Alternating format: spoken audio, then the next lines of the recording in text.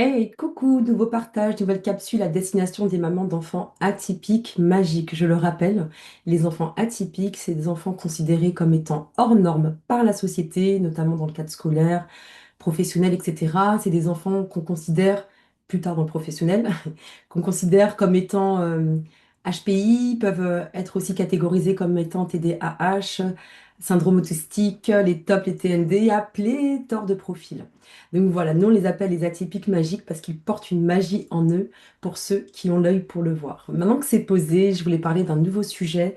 Comme je le dis souvent, tous les sujets me portent à cœur.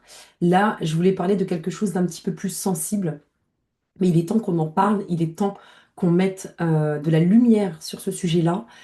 Ça concerne le moral des mamans d'enfants atypiques. Voilà. Ce que j'ai constaté, et de toute façon, je parle pas au nom, je suis pas un porte-parole des mamans d'enfants atypiques, je parle toujours d'un point de vue de mon expérience, de mon expérimentation et du cercle de mamans d'enfants atypiques, du cercle de partage qu'on a ouvert avec ma collègue pour pouvoir accompagner ces mamans-là dans leur ressourcement, dans leur bien-être, dans leur épanouissement au quotidien. Parce qu'encore une fois, il y a plein de choses qui existent du point de vue de l'accompagnement de l'enfant, mais la maman dans le processus, dans le cheminement, elle est complètement oubliée, les parents de façon générale dans la question du bien-être. Et nous, on s'adresse aux mamans parce qu'on a remarqué aussi que c'était celles qui étaient en première ligne de mire. Voilà, grosse introduction, mais je reviens sur le sujet que j'avais mentionné juste avant, qui concerne votre morale et aussi votre mental, bien évidemment, parce que c'est en lien aussi. J'ai observé que vous étiez, pour beaucoup d'entre vous, dans un moral vraiment au ras des pâquerettes. Vraiment, votre énergie, elle est très, très, très, très basse au quotidien. Quand vous êtes justement en contact de votre enfant atypique magique, quand vous êtes dans les accompagnements, quand je vous vois, moi, je sais pas, moi, dans les cabinets médicaux, à l'extérieur, dehors, vraiment, toujours quand je rencontre une, c'est quelque chose qui me frappe, qui me vient comme ça à l'esprit, qui me vient en tête, parce que j'observe aussi les gens, j'aime beaucoup observer les gens, j'aime beaucoup les dynamiques d'échange. C'est quelque chose qui m'a frappée et je me dis, mais mince, il y a quelque chose qui va pas. Il y a vraiment quelque chose qui va pas. Je sais que c'est en lien aussi avec le fait que ce cheminement-là, il nécessite beaucoup d'énergie, il demande beaucoup d'investissement, de temps auprès de votre enfant et qu'à contrario, bah, dans ce cheminement-là, bah, vous oubliez davantage en fait. Parce que les femmes s'oublient de manière générale, mais dans ce cheminement-là spécifiquement, ça se voit encore plus en fait. Et donc le moral des mamans d'enfants atypiques, il est vraiment, vraiment, vraiment pas très haut. Je le vois aussi dans les groupes, parce que en ligne, il y a pas mal de groupes Facebook que je suis aussi, qui sont très animés, qui sont très actifs. Il y a plein de groupes sur les réseaux sociaux pour les parents, justement, les accompagner à comprendre leur enfant. Et j'ai observé aussi que la négativité s'était emparée de tous ces groupes en fait. Il y a beaucoup de partages difficiles, effectivement, mais je vois pas d'optimisme dedans. Enfin, je parle pas d'optimisme forcé, je parle pas de ça.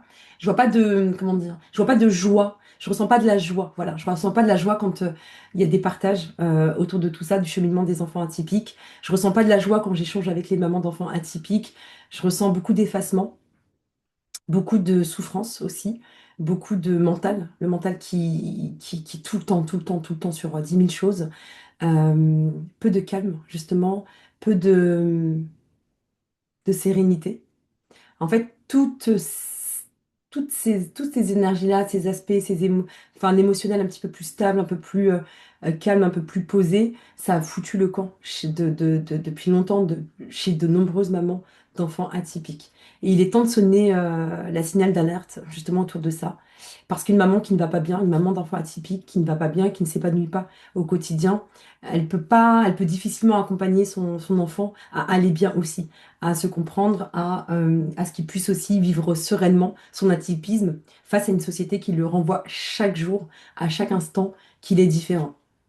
Et donc, euh, à ces moments-là, à vous, les mamans, c'est à vous que je parle, les mamans concernées, vraiment ne sous-estimez pas votre santé mentale. Quand je parle de santé mentale, je ne parle pas de quelque chose de pathologique. J'espère que ça ne deviendra pas pathologique. Mais en tout cas, je ne parle pas de quelque chose de pathologique. Je parle vraiment d'un point de vue de ressourcement, d'un point de vue de s'accorder du temps pour soi-même, d'être avec soi-même, s'accorder des espaces de respiration, s'accorder du temps pour être autre chose, entre guillemets, une autre fonction que la maman de l'enfant atypique. Et ça, aussi, ça joue beaucoup en fait sur ce moral-là en baisse que je vois chez les mamans d'enfants atypiques magiques. Sur le long terme, ça va vraiment, vraiment vous éteindre.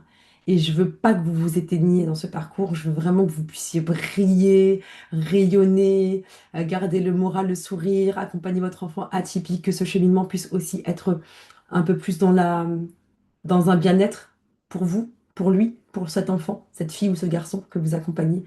Et donc, du coup, quand les mamans, d'ailleurs, elles rentrent en plus dans l'espace, on commence à échanger autour de ça, etc., elles se rendent compte aussi que globalement, ces émotions-là, en fait, de joie, de bien-être et tout, ça avait foutu le camp depuis très longtemps dans leur vie. Et c'est ce qu'on commence à toucher aussi quand on rentre dans notre espace, euh, de vous permettre aussi de vivre ces instants-là. Et de vous donner les clés pour que ça puisse perdurer. Et il y a ça aussi, voilà, il y a ça aussi dans notre objectif justement de cet espace de ressourcement, c'est non seulement de vous aider, vous accompagner à ouvrir cet espace pour vous-même, d'apprendre à le cultiver, d'apprendre à le kiffer et d'avoir finalement l'autonomie pour le préserver. Voilà, mais ça fera l'objet de d'autres partages. Je voulais vraiment parler, moi, sur le sujet du moral qui m'a interpellée et donc vous dire de faire vraiment attention à ce point-là. Je vous remercie pour votre écoute et je vous dis à bientôt pour de nouveaux partages, pardon. Et je vous souhaite une très belle journée, soirée, matinée, peu importe le moment sur lequel vous tombez sur ce message. À bientôt, merci.